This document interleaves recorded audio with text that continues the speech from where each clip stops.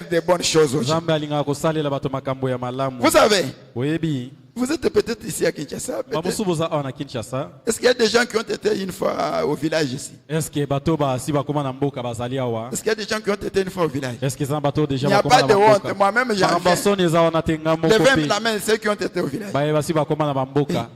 Vous n'êtes né ici à Kinshasa. Vous ne connaissez pas la vie. Vous ne connaissez pas la vie. Si vous voulez connaître la vie, allez au village. Voyez comment les gens vivent là-bas. Le matin, les femmes se lèvent, prennent leur panier et vont au champ. Travaillent avec leur roue. Elles reviennent, parfois déterrent les maniocs, mettent dans l'eau, d'autres coupent ça et puis étalent au soleil. Vous comprendrez alors que tel que vous êtes là, vivre dans la ville où vous vivez ici, ça doit être la grâce du Seigneur. Vous comprendrez. Vous comprendrez. Vous verrez des femmes comme vous. Ce sont des femmes.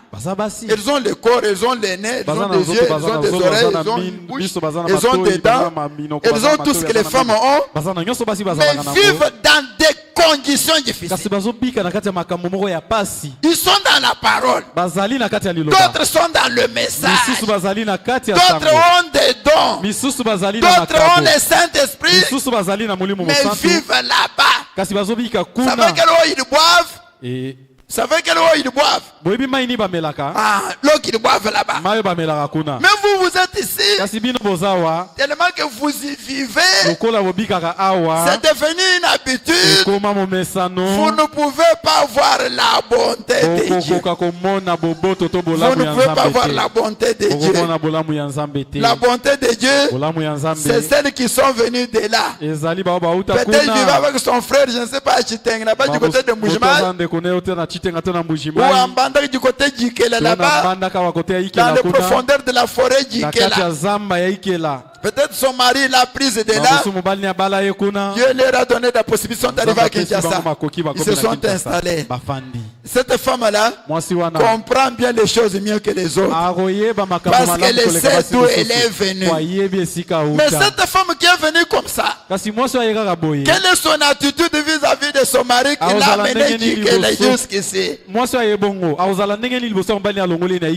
devrait être reconnaissante au Seigneur pour un mari qui l'a enlevé de ses conditions de vie pour l'amener vivre ici. Elle devait être reconnaissante, obéissante, soumise, respectueuse, et n'est jamais causé du mal à cet homme-là.